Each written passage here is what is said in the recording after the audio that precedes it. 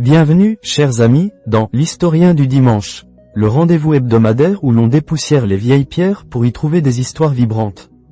Aujourd'hui, je vous propose un voyage fascinant, un voyage qui nous mènera au cœur d'une civilisation mythique, mais surtout au cœur d'un sujet souvent mal compris, voire invisible, le rôle des femmes dans la Grèce antique.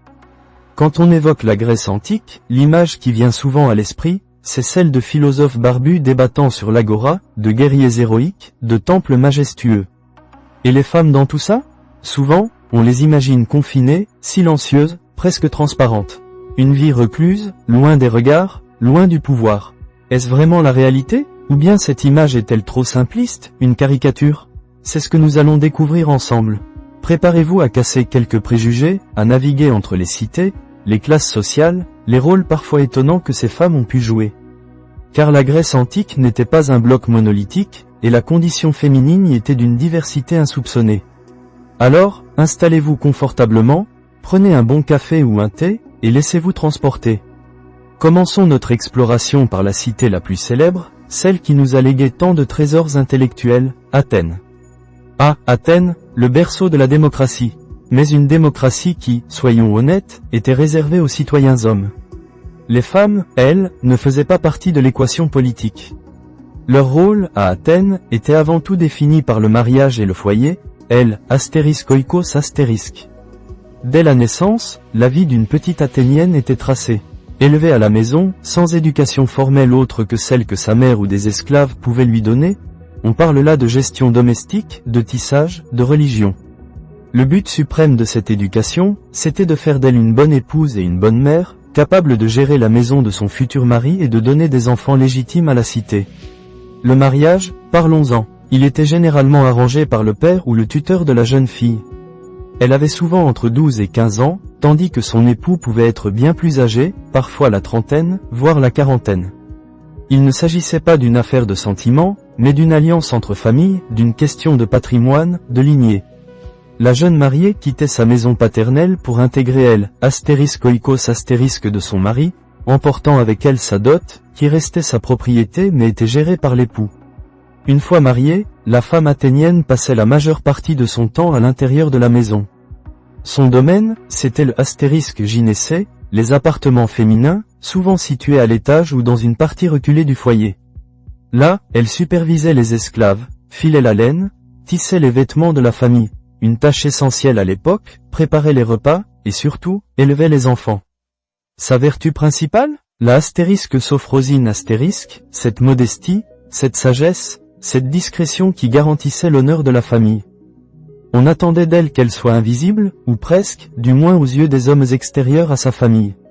Sortir de la maison? C'était rare. Pour aller chercher de l'eau à la fontaine, pour des courses spécifiques, mais toujours accompagnée et le plus souvent voilée.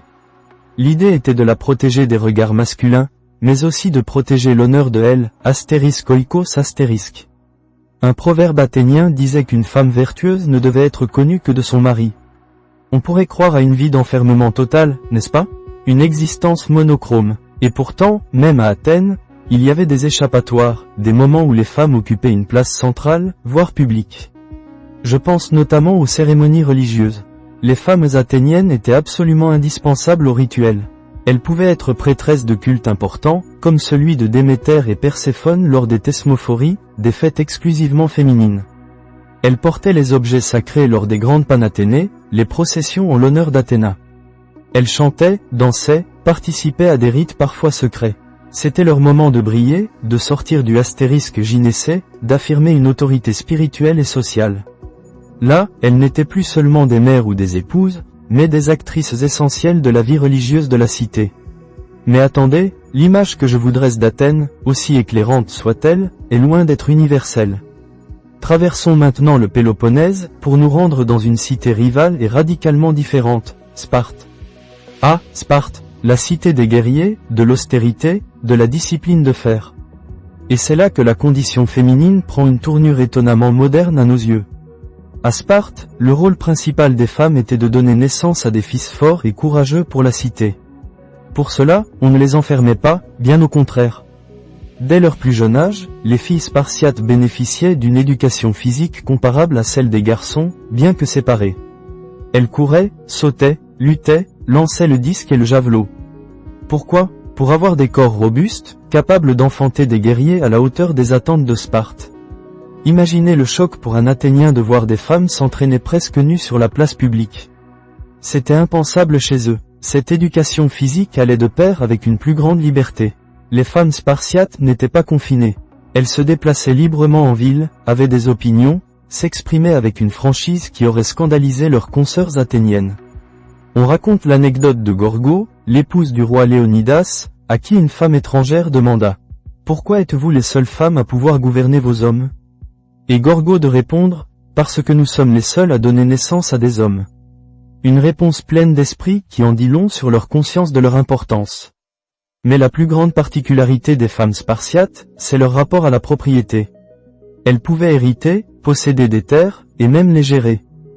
Au IVe siècle avant Jésus-Christ, on estime que les femmes possédaient près de 40% des terres de Sparte.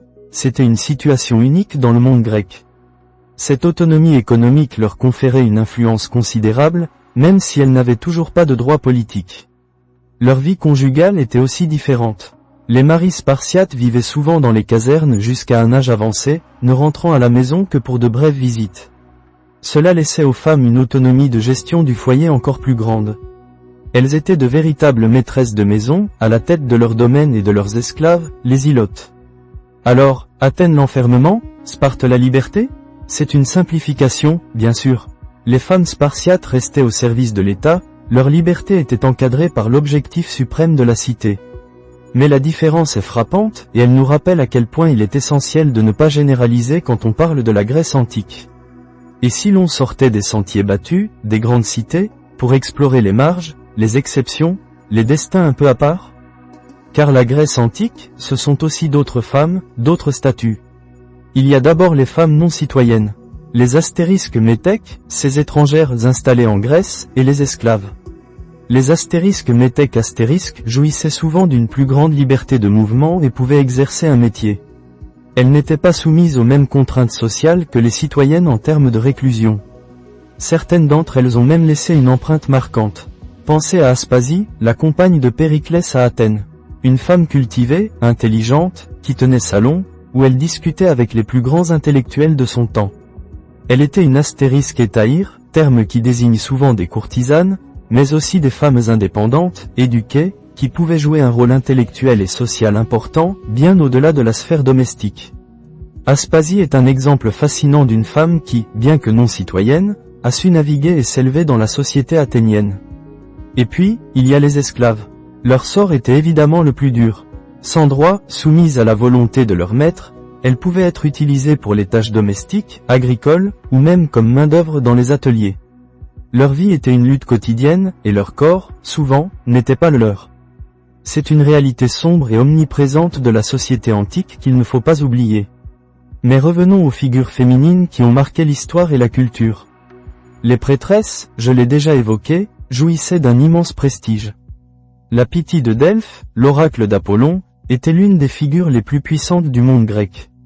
Une femme d'âge mûr, qui, dans un état de transe, délivrait les prophéties divines. Des rois, des cités entières, venaient la consulter. Son pouvoir, son influence, étaient colossaux. Elle incarnait une forme d'autorité féminine spirituelle et politique qui transcendait les barrières sociales habituelles. Et puis, il y a eu des voix de femmes qui ont traversé les millénaires. La plus célèbre d'entre elles est sans doute Sappho de Lesbos, au 7e siècle avant Jésus-Christ. Une poétesse dont les vers, fragments sublimes, nous parlent d'amour, de désir, d'amitié féminine avec une intensité bouleversante. Elle dirigeait une sorte d'école, ou de cercle poétique, pour jeunes filles, où l'on célébrait la beauté, la musique, la danse, et bien sûr, la poésie. Sappho, avec son talent inégalé, nous rappelle que la créativité féminine, même si elle n'était pas toujours exposée publiquement, existait, et pouvait atteindre des sommets d'expression. Ces exemples, des Spartiates aux prêtresses, en passant par Aspasie et Sappho, nous montrent que la réalité était bien plus complexe que l'image de la femme cloîtrée que l'on nous présente si souvent. La Grèce antique était une mosaïque de cités, de cultures, de lois, et cela se répercutait directement sur la vie de ses habitantes. Alors, pour conclure ce voyage au cœur de la Grèce antique, qu'avons-nous appris? Que le rôle des femmes y était multiple, contrasté, et qu'il ne peut être résumé par une seule image. Oui, à Athènes, les citoyennes vivaient souvent dans l'ombre de leurs époux, dédiés à leur foyer et à la perpétuation de la lignée. Leur invisibilité publique était une vertu. Mais même là, les festivals religieux leur offraient une place centrale, un pouvoir symbolique et rituel indéniable. Non loin de là, à Sparte, les femmes étaient entraînées physiquement, possédaient des terres, et jouissaient d'une liberté de mouvement et d'expression étonnante, bien que toujours au service de la cité. Et puis, il y avait toutes les autres. Les astérisques métèques astérisques intelligentes comme Aspasie, les esclaves à la vie souvent tragique, les prêtresses détenant un pouvoir immense, et les poétesses comme Sappho, dont la voix résonne encore à travers les âges. La leçon la plus importante, je crois, c'est celle de la nuance. La Grèce antique n'est pas un tableau uniforme. Elle est une tapisserie riche en motifs et en couleurs, et les fils tissés par les femmes, même s'il était parfois discret, étaient essentiels à sa texture et à sa force. Ces femmes de l'Antiquité, malgré les contraintes de leur époque, ont trouvé des moyens d'exister, d'influencer, de créer. Elles nous rappellent que l'histoire est rarement écrite par une seule voix, et qu'en cherchant bien, on peut toujours débusquer les récits de celles et ceux qui ont longtemps été mis de côté. Merci d'avoir été avec moi pour cette immersion dans la Grèce des femmes. J'espère que cette balade vous a éclairé, et surtout, qu'elle vous a donné envie de regarder l'histoire avec un regard toujours curieux et nuancé. C'était l'Historien du dimanche, et je vous donne rendez-vous la semaine prochaine pour une nouvelle exploration. D'ici là, portez-vous bien et continuez à creuser l'histoire, elle regorge de surprises. Au revoir.